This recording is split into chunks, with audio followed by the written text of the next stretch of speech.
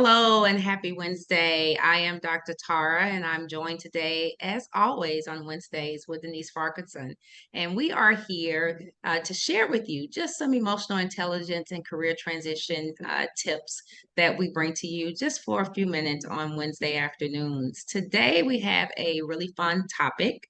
And it's being able to really embrace flexibility, but how can you truly embrace it in the time of career transition? And, this is an interesting topic because many times we are we're in a place of transition, but we don't recognize that we're needing to be flexible or agile in when we're in it. We can look around and we can say that we're flexible, but when we're in the midst of things changing in our lives, many times we don't recognize that we really need to be have self-awareness and recognize this is a spot that I probably should pivot and be more flexible. And so flexibility, when you think about, particularly in your career, it allows you to adjust as you need to. And as I mentioned many times, it doesn't happen until we're in it. Because if we knew that we need to adjust before something happens, we would be thinking about all the things that we needed to do.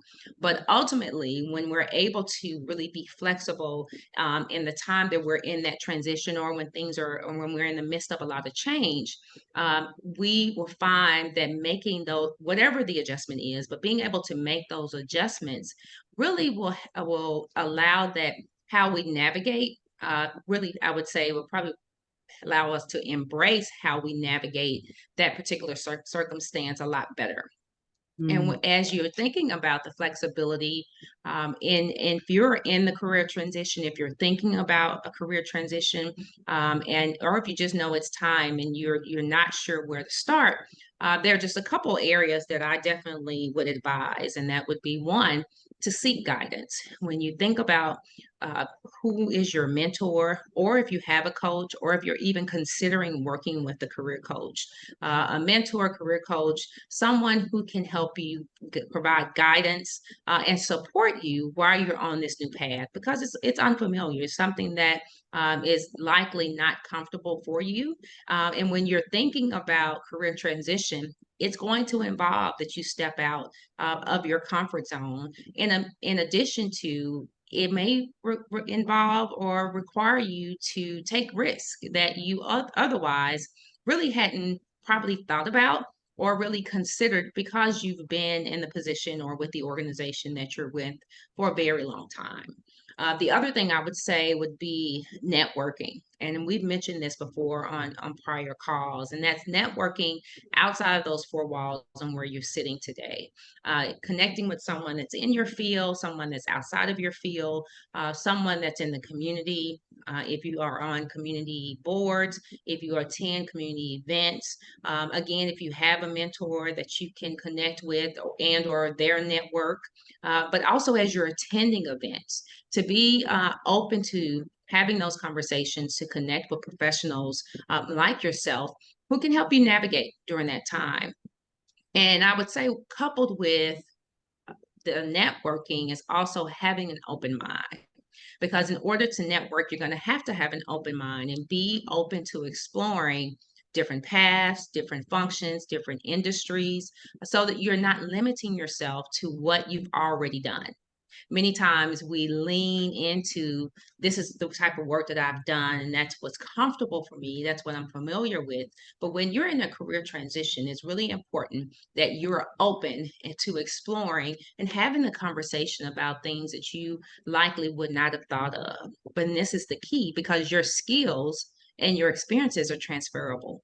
There's other things that you can really stretch out and have a different and have more reach in the work that you've been doing, or the skills that you bring to the table, or the experiences that you've had in the position that, or positions that you've held over the past few years. So flexibility absolutely can be a great asset to you, and also to your mind, when you think about having an open mindset in a time of career transition. Denise, your thoughts?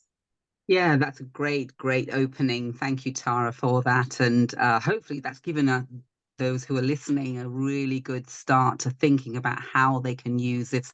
One of my favorite, actually, emotional intelligence traits is flexibility, Mm, because it can be applied to so many aspects of transitioning the career.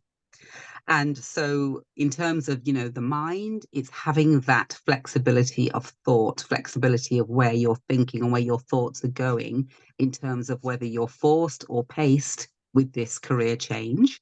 And it can also be really important to be flexible when you are considering your options. And as you mentioned, Tara, you don't have to stay in the sector that you're in at all.